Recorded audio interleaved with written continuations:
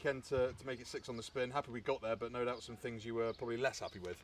Yeah, look, you've got to give credit to Ampthill. They played incredibly well, and we discussed it during the week. We knew that they've got some very dangerous players in there, and they're starting to build a bit of continuity now in their team and getting their combinations right. So we were under no illusions of what kind of game that was going to be. I think we played some incredibly good stuff around the park. Our maul was very destructive, which was really pleasing for us, and we got some outcomes out of that. Probably not as many as we wanted on the day, but all credit to them. They turned up and played very well. It was definitely right down to the wire. We would have liked to have maybe put a bit more distance between them and ourselves towards the end, but look, as you say, I would have bitten your hand off for 6 in a row a couple of weeks ago with the condition that we were in. So we obviously went 5 in a row before Christmas. We've gone 6 in a row now, and coming up against a team we've got 9 or 10 in a row. So yeah, big week. Leading nicely on to the next question, then up to third after that 6 in a row you mentioned there. I think it's actually 7 from 8 in the champs since the resumption in the new year. Incredible, really, though, that it's so condensed at the top with, I think it's a point between 3rd and 6th. I mean, you can just look at some of our results at the start of the season, losing in the last play, in the last minute, losing by 1 point, 2 points. And that really just shows you what the champ is like. You've got to really scrap it out to get the result that you want. So, I mean, you can go the land of what ifs. What if some of those results had gone our way earlier in the season? But at the time, they served as really good learning opportunities for us. And I think they've probably created, the momentum that we have now. So, look, I think if we could finish top 3, top 4, I think that would be a great achievement for this group with all we've had to battle with this year, sort of on and off the pitch, and it's a testament to the work that these guys have put in, especially when we've had limited resource and limited training time. So if we could achieve a result this week and or next week, it'd be really pleasing for us, and mainly we just want to go out on a high.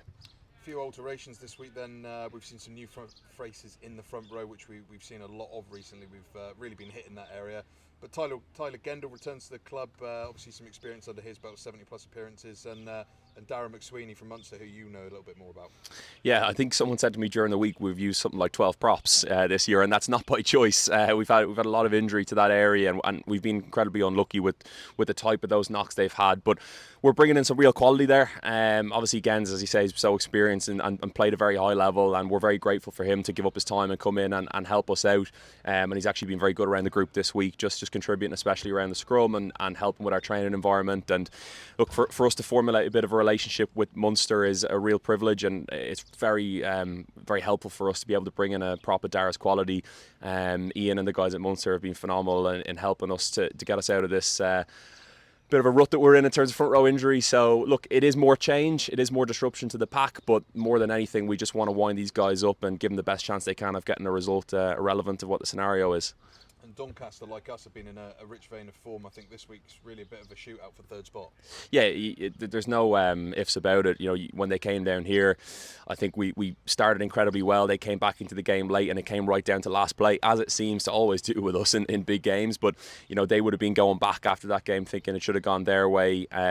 They've played some incredibly good rugby over the last couple of weeks, and they've had a couple of close results as well. But we know that they've got some real quality, in counter attack, especially their back three. They're starting to build, or they have built a really powerful set piece. So there's a lot of threats that we've addressed and we've got to deal with. But same as always, we've got to play our own game. We've got our own strengths that we've developed over the last number of weeks and months. So for us, really, it's putting our best foot forward, having that really clear game plan, just being clear, communicating it, and then physically, I think you'd probably say we've been at the level or above it from a physicality perspective the last number of weeks. So now we just really want to maintain that.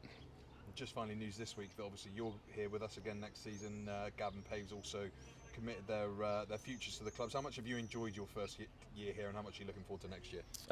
Look, I think the word I've used every day when I've spoken about it, it's a real privilege. It's such a privilege to be at this club. We've been through a lot together in only the last sort of 10, 11 months. It's been unbelievable the amount of opportunity I've had from the two guys to implement what I'm looking for, and the freedom I've gotten to go and pursue the avenues that I wanted while I'm here.